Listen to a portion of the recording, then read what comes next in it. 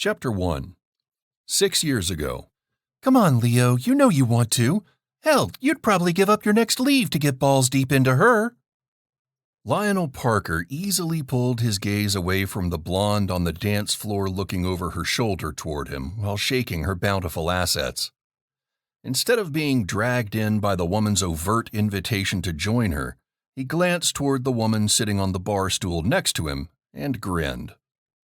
Her long dark hair was hanging over her shoulders, the tresses now wavy since being loosened from the tight regulation bun that she usually wore.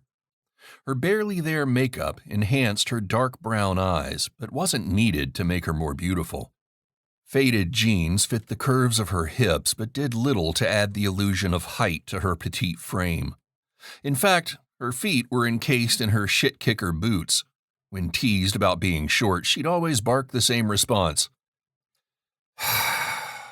Why would I want to teeter in heels that would hinder my ability to kick ass if a bar fight breaks out? He'd grown used to the typical color of her tops, black as usual. The wide neck hung off one shoulder, exposing the navy blue tank she wore underneath. She proclaimed that black allowed her to be equally noticed sitting on a bar stool or be hidden in the shadows depending on her mood. There was no doubt about it.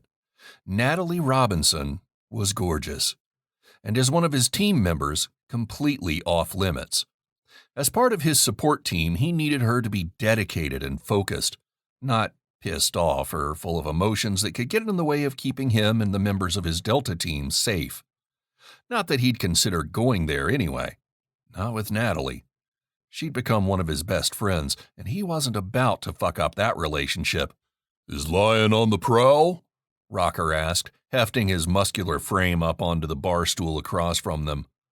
His call sign came from when he rocked back too far in his chair during an early training, and the instructor kicked him the rest of the way over, causing the large man to splatter on the floor. Rolling his eyes, Leo took another swig of beer, then shook his head.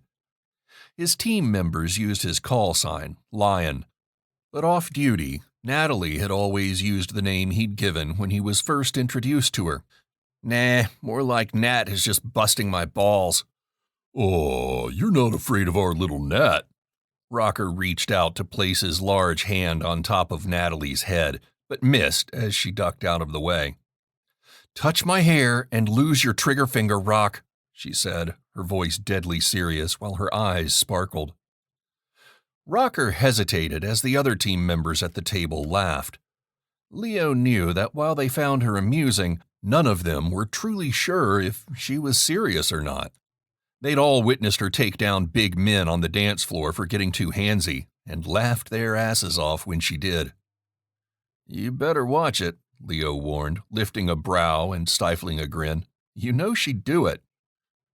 "Hell yeah," Casper added. The quietest, most invisible team member seemed more like a ghost than a human, but had witnessed Natalie's ability to handle herself enough to earn everyone's respect.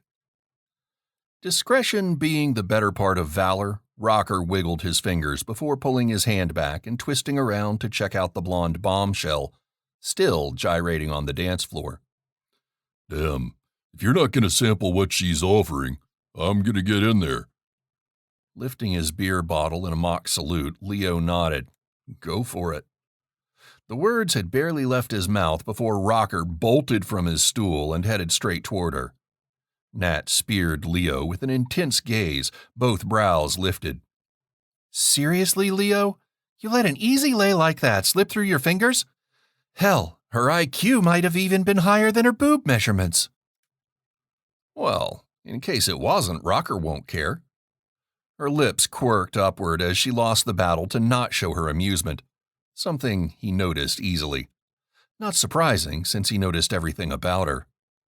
With the blonde no longer trying to capture his attention, Natalie sighed and shook her head. "Okay, let's see who else I can line up for you." "What about you? I don't see you going after anybody." "Fuck, man, this bar is filled with men I work with or wannabes." She sighed heavily, her mouth pursed. "And neither category does a thing for